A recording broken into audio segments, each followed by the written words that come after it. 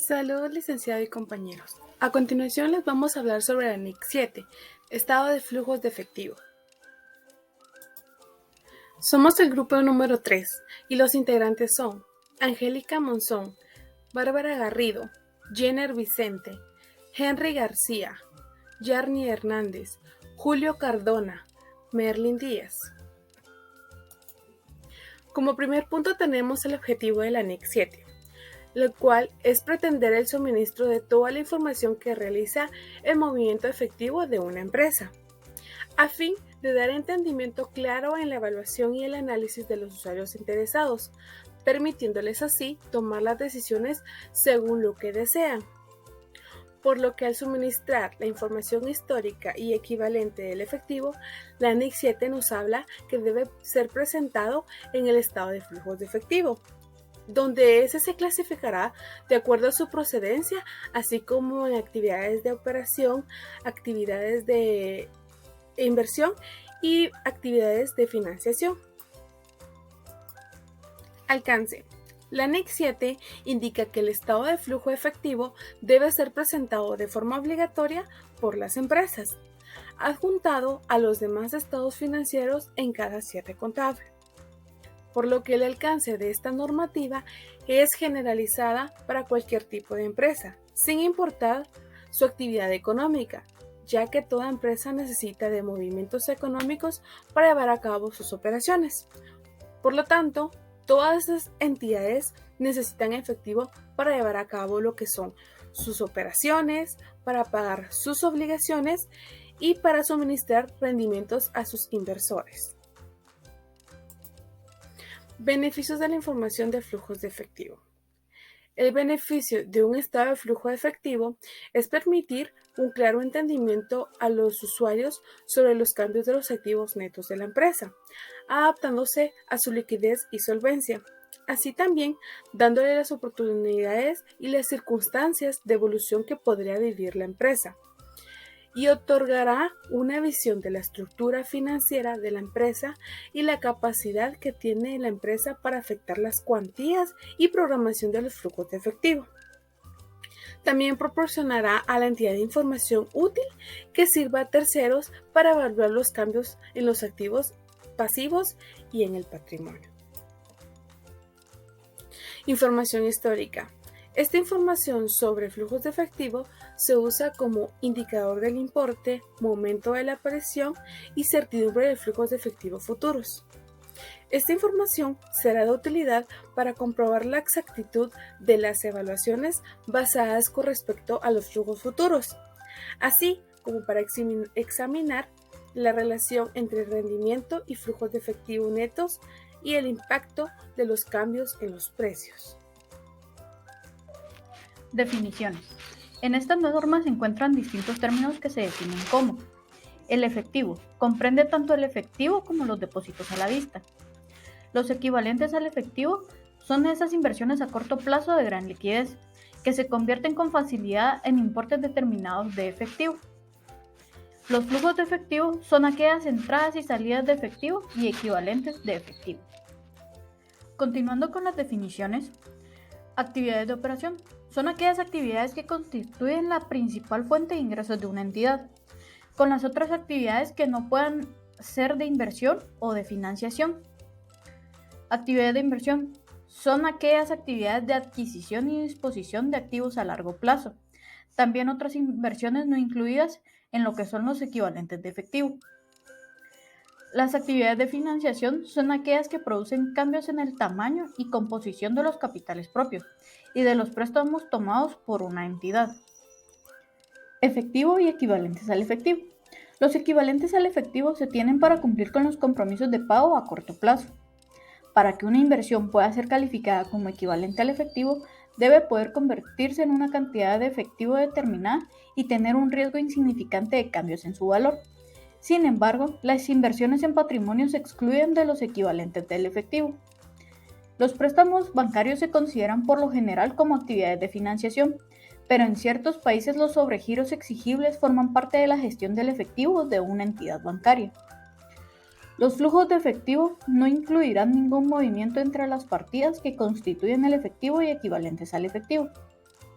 La gestión del efectivo comprende también la inversión de los sobrantes de efectivo y equivalentes al efectivo. Presentación de un estado de flujos de efectivo. El estado de flujo de efectivo pretende informar acerca de los flujos de efectivo efectuados en el periodo corriente. Estos flujos se clasifican en actividades de operación, actividades de inversión y actividades de financiación. Esta clasificación corresponderá a la misma naturaleza de la entidad a la que lo está presentando.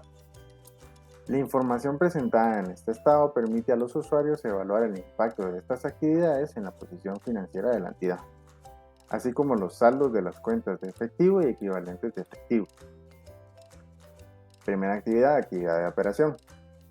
El importe de los flujos de efectivo procedentes de las actividades de operación indica la medida en la cual estas actividades generan fondos suficientes para reembolsar los préstamos, mantener su operación, pagar dividendos e invertir nuevamente sin recurrir a fuentes externas para financiarse.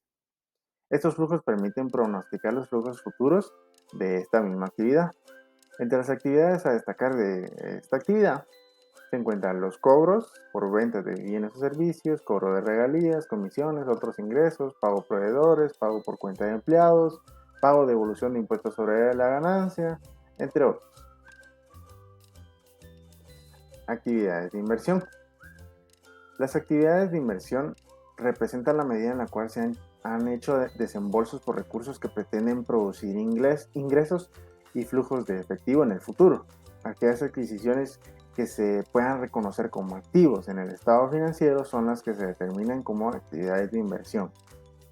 Entre los destacables se encuentran la adquisición de propiedades, planta y equipo, activos intangibles, otros activos a largo plazo, costo por desarrollo, cobro por venta de propiedades, de activos intangibles, activos a largo plazo, pago por adquisición de instrumentos de pasivo, cobros por venta y reembolso de instrumentos de pasivo o capital. Actividades de financiación. Estas actividades permiten una predicción de necesidades de efectivo para cubrir compromisos con terceros. Entre estas se destacan los cobros procedentes de la emisión de acciones u otros instrumentos de capital, pagos a los propietarios por adquirir o rescatar las acciones de la entidad, cobros procedentes de la emisión de obligaciones sin garantía, préstamos, bonos, entre otros, y reembolso en efectivo de fondos tomados en préstamos y pagos realizados por el arrendatario para reducir una deuda pendiente procedente de un arrendamiento. Información sobre flujos de efectivo de las actividades de operación. Esta norma nos menciona que existen dos métodos para realizar el estado de flujo de efectivo. El método directo, el cual se presenta por separado las principales categorías, tanto de cobros como de pagos en términos brutos. La norma nos recomienda utilizar el método directo, ya que suministra información que puede ser útil para las estimaciones de flujos de efectivo futuros, lo cual no está disponible utilizando el método indirecto. En el método indirecto, se comienza presentando la ganancia o la pérdida en términos netos, cifras que se ajustan luego para los efectos de transacciones no monetarias. Es decir, que este método se inicia presentando la utilidad o la pérdida que se presentó en términos netos y luego se ajustan los efectos de las transacciones no monetarias, como pueden ser las depreciaciones, las amortizaciones, entre otros.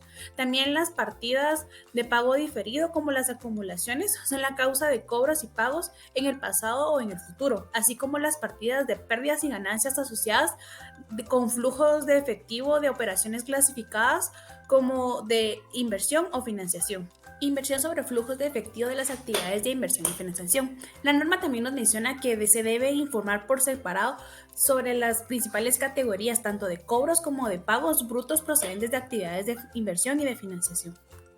Información sobre los flujos de efectivo en términos netos. En esta norma también nos menciona que existen actividades de operación, de inversión y de financiación que pueden presentarse en términos netos.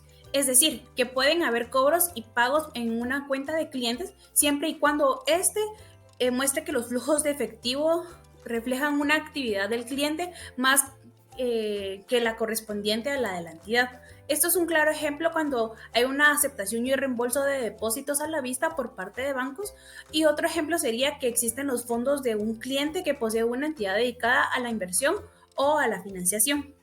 En el otro ejemplo podemos ver que existen los alquileres cobrados por una cuenta y pagados a poseedores de la propiedad de inversión. También podemos observar que existen los cobros y pagos a procedentes de partidas que en la rotación es elevada.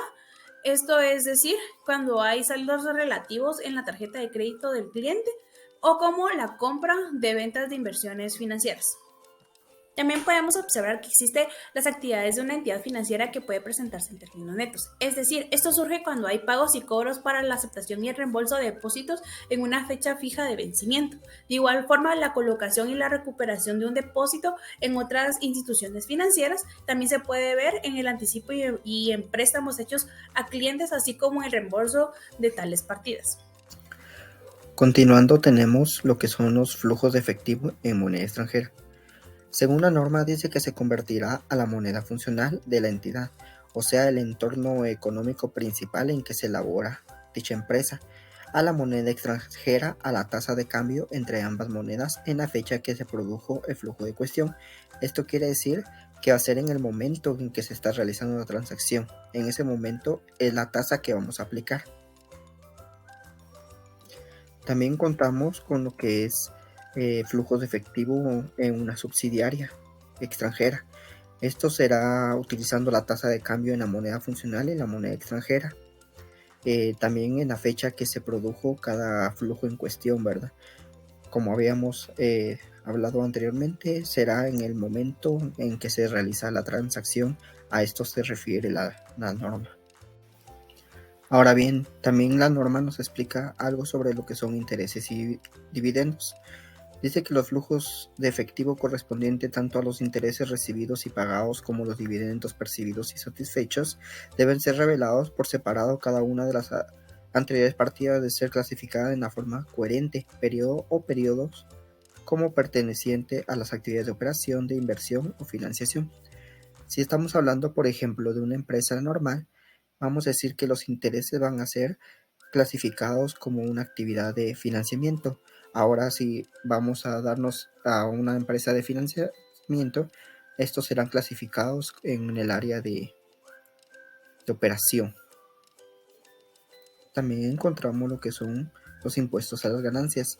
Dice que los flujos de efectivo procedentes de pagos relacionados con el impuesto a las ganancias deben de revelarse por separado y deben de ser clasificados como flujos de efectivo procedentes de actividades de operación. También la norma nos hace la salvedad de que a menos que puedan ser específicamente asociados con actividades de financiamiento y de inversión, se pueden clasificar en las mismas. De no ser así, estos deben de ser siempre clasificados en el apartado de actividades de operación. Continuando con la NIC 7, también nos habla en el párrafo 37 sobre las inversiones en subsidiarias, asociadas y negocios en conjunto. En esta parte nos habla de qué tendrá que revelar, qué información se va a revelar. Y esto va a depender del método que se utilice. En este caso nos habla de dos métodos, que es el método del costo y el método de participación. Cuando nos hablamos del método del costo, se limitará a brindar información sobre dividendos. Y cuando es por el método de participación, una entidad o una asociación pues revelará los flujos de efectivo, en este caso de las inversiones. Entonces existen dos métodos y en el cual uno se brindará información y en el otro se limitará a darla. Cuando existan estas participaciones siempre en subsidiarias y otros negocios, van a existir cambios dentro de la participación y dentro de la información que se va a revelar. En este caso, también la NIC 7 nos habla de los flujos de efectivos agregados procedentes de la obtención de pérdidas del control de la subsidiaria. Cuando se tiene una pérdida de control, dice que dicha entidad revelará información de forma separada y lo clasificará como una actividad de inversión. Pero ¿cuáles podrían ser estos cambios? La contraprestación total pagada o recibida, la porción de la contraprestación en efectivo y equivalentes al efectivo, y el importe de los activos y pasivos. En este caso nos dice que dichos cambios y dicha pérdida de control será clasificada como actividad de inversión. NIC 7 también nos habla de las transacciones no monetarias. Las transacciones de inversión o financiación que no han requerido el uso de efectivo o equivalentes al efectivo se excluirán del estado de flujos de efectivo. Existen muchas actividades de inversión o financiación que no tienen un impacto directo en los flujos de efectivo del periodo, es decir, no generan movimiento de efectivo en una empresa, a pesar de que afecten la estructura de los activos y el capital utilizado por la entidad. Al excluir estas transacciones no monetarias, el estado de flujos de efectivo resulta algo muy coherente con el objetivo del estado de flujo de efectivo, puesto que tales partidas no producen flujos de efectivo en el periodo corriente. Algunos ejemplos de las transacciones no monetarias son la adquisición de activos, ya sea asumiendo directamente los pasivos relacionados o mediante un arrendamiento.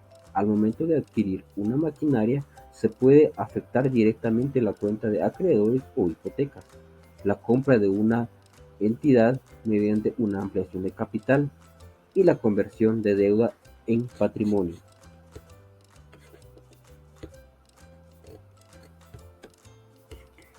Cambios en los pasivos que surgen de las actividades de financiación.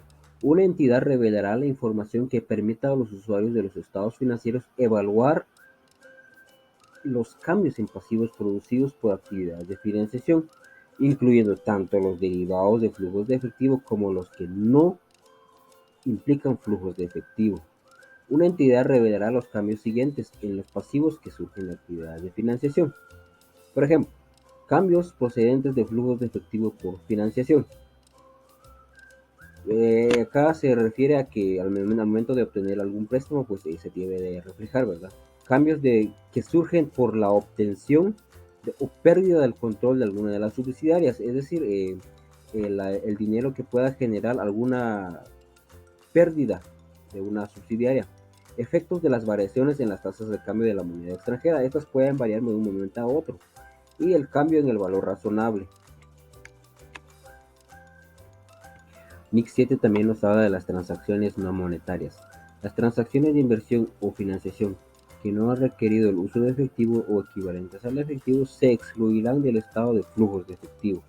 Existen muchas actividades de inversión o financiación que no tienen un impacto directo en los flujos de efectivo del periodo, es decir, no generan movimiento de efectivo en una empresa, a pesar de que afecten la estructura de los activos y el capital utilizado por la entidad. Al excluir estas transacciones no monetarias, el estado de flujos de efectivo resulta algo muy coherente con el objetivo del estado de flujo de efectivo, puesto que tales partidas no producen flujos de efectivo en el periodo corriente. Algunos ejemplos de las transacciones no monetarias son la adquisición de activos, ya sea asumiendo directamente los pasivos relacionados o mediante un arrendamiento. Al momento de adquirir una maquinaria, se puede afectar directamente la cuenta de acreedores o hipotecas. La compra de una entidad mediante una ampliación de capital y la conversión de deuda en patrimonio.